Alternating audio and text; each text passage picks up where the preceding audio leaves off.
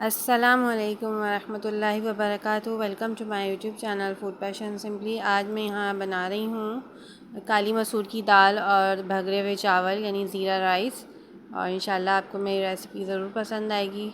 चलिए स्टार्ट करते हैं। लेकिन अगर इससे पहले आपने मेरे चैनल को सब्सक्राइब नहीं किया है तो प्लीज़ मेरे चैनल को सब्सक्राइब करें। अच्छा, यहाँ पे मैंने 1 कप जो है काली मसूर की दाल ली थी, उसको धोकर अच्छे से भिगो लिया था और उसके बाद मैंने इसको पानी में डाल दिया है यहाँ, जैसे कि आप देख रहे हैं।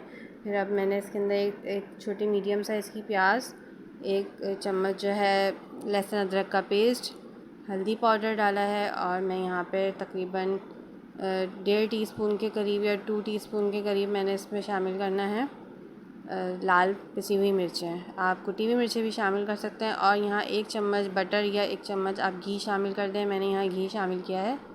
और इसके बाद मैं इसको उबाल आने तक के खोलकर पकाऊंगी। उसके बाद मैंने इसका ढक्कन कवर कर देना है जब तक कि दाल गल ना जाए।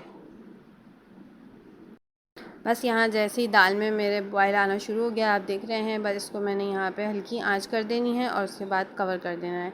अब यहाँ मैंने 7-8 दाने तकरीबन इमली के लिए हैं और इसको मैंने हाफ़ कप पानी के साथ भिगो दिया है। और मैं इसका पल्प बना लूँगी। भिगोने के बाद ये नरम हो जाएगी और आसानी से इसका पल्प बन जाएगा। और यहाँ पर मैंने चावल लिया है, ये ब्रोकन राइस है, जिसको टोटा भी कहते हैं, कन्नी चावल भी कहते हैं। और ये दाल चावल के साथ बहुत मज़ेदार लगता है और खाने में भी बहुत हल्का होता है। आप बासमती राइस भी ले सकते हैं। बस इसको आपने अच्छे से धोना है और धोने के बाद आपने इसको 15 से 20 मिनट के लिए भिगोने रख देना है। अब यहाँ मैंने तेल लिया है और ये तकरीबन 1/4 कप है, क्योंकि यहाँ मैंने 1 पाव चावल लिए हैं, उसके हिसाब से मैंने 1/4 कप ऑयल लिया है। और यहाँ साबुत गरम मसाला है, जिसमें 1 चम्मच ज़ीरा है, बड़ी इलायची, लौंग है चंद, और काली मिर्च है। बस इसको थोड़ी देर के लिए हमने कड़कड़ाना है, तकरीबन जो ज़ीरा है वो थोड़ा सा ब्राउन हो जाए। ये जो दाल चावल की रेसिपी होती है, बिरयानी हो गया, कोरमा, और ये कढ़ाई की जगह अपनी है, लेकिन दाल चावल की जो अपनी वैल्यू है ना, उसकी कोई जगह नहीं ले सकता। ये बहुत टेस्टी और बहुत मज़े की लगती है। आप वीकली इसको खाते हैं हम लोग और बहुत मज़े का बनता है ये। अब यहाँ मैंने देखें ऑयल गर्म, थोड़ा सा ज़ीरा कड़कड़ाया था तो मैंने इसमें एक छोटी मीडियम साइज़ की प्याज को स्लाइस करके शामिल कर दिया है। प्याज को ना कलर चेंज होने तक के हमने पकाना है, सॉरी। और ये देखिए यहाँ ये थोड़ा सा कलर चेंज हो गया है इसका। तो अब इसके अंदर जो हमने भीगे हुए चावल रखे हुए थे, 250 ग्राम चावल थे, टोटा चावल, तो ये मैंने इसमें शामिल कर देना है। चावलों को अच्छी तरह से धो लेना है और उसका पानी भी निकाल देना है। और फिर जो आप पानी भिगोएं तो आप डाल सकते हैं जिसमें भीगा हुआ हो चावल। अब इसको अच्छे से मिक्स करेंगे। और इसमें आपने जैसे 1 गिलास चावल लिया था तो आपने 2 गिलास पानी इसमें ऐड करना है। अब यहाँ पे मैं तकरीबन 1 गिलास के करीब और इसमें पानी शामिल कर दूँगी। और एक और अंदाज़ा होता है कि आपने चावल से 1 इंच ऊपर आपने पानी को रखना होता है।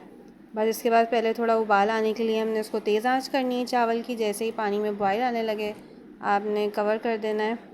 और इसी स्टेज पर मैं सॉल्ट को शामिल कर दूँगी। सॉल्ट आप अपने टेस्ट के अकॉर्डिंग शामिल कर सकते हैं। यहाँ तकरीबन मैंने 1.5 टीस्पून के करीब मैंने इसमें सॉल्ट शामिल किया था, ठीक है।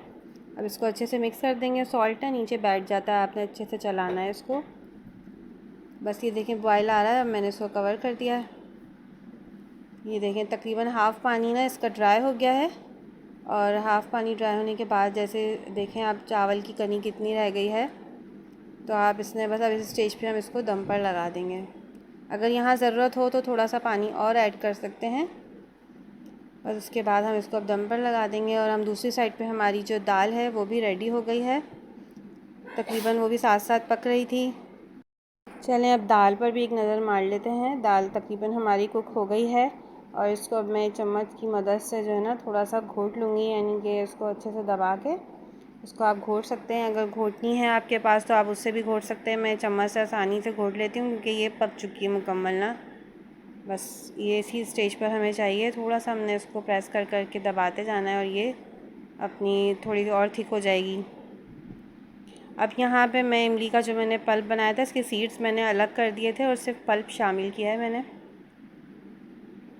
इसको अच्छी तरह हमने पकाना है कि इमली का कच्चापन दूर हो जाए।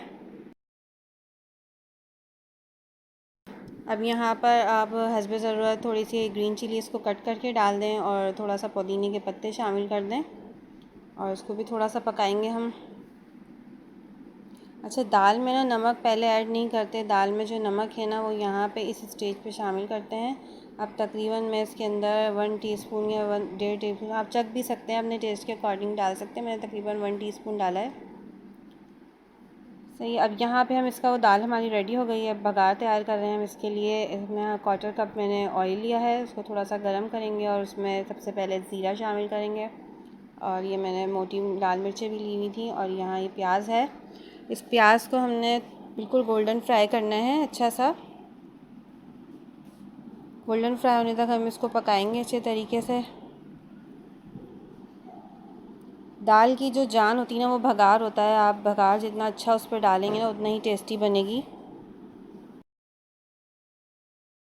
बस अब ये तकरीबन इसका कलर चेंज होना शुरू हो गया, तो मैं यहाँ पे लाल मिर्च शामिल कर दूँगी। आप ग्रीन चिलीज़ भी शामिल कर सकते हैं, कट लगा कर शामिल कीजिएगा। और बस इसके बाद हमने देखें गोल्डन फ्राई हो गया, तो हमने बघार दाल पे डाल दिया है। दाल का चूल्हा बंद है यहाँ पे, दाल मुकम्मल तैयार है। बस यहाँ हमारी दाल बिल्कुल रेडी है सर्व करने के लिए। दाल को आप सर्व करें, अचार के साथ खाएं, और आप ऐसे भी बहुत मज़े की लगती है, लेकिन इसके साथ कुछ एक्स्ट्रा चीज़ें होती हैं। जैसे सैलड बना सकते हैं, आप कचूमर सैलड है और चावल के साथ, और जो है ना आप इसका अचार रख सकते हैं। बहुत ज़बरदस्त और बहुत मज़ेदार इसका टेस्ट आता है। अगर आपको मेरी रेसिपी पसंद आए तो अपने फ्रेंड्स एंड फैमिली में शेयर करें और लाइक करना ना भूलिएगा। और मेरे चैनल को ज़रूर सब्सक्राइब करें और साथ में बेल आइकन ज़रूर दबाएं, ताकि हर नई आने वाली वीडियो का नोटिफिकेशन आपको मिल सके। और आप लोग मेरे फेसबुक पेज को भी ज़रूर फॉलो कीजिएगा, और इसका जो लिंक है वो डिस्क्रिप्शन में आपको मिल जाएगा। और ये देखिए बहुत ही मज़ेदार और बहुत टेस्टी बनी थी मेरी ये दाल, और चावल के साथ तो ये बहुत औसम लगती है। और थैंक्स फॉर वॉचिंग, आपने पूरा देखा, आपका बहुत बहुत शुक्रिया। अपना ख्याल रखिएगा। नेक्स्ट वीडियो तक के लिए अल्लाह हाफिज़।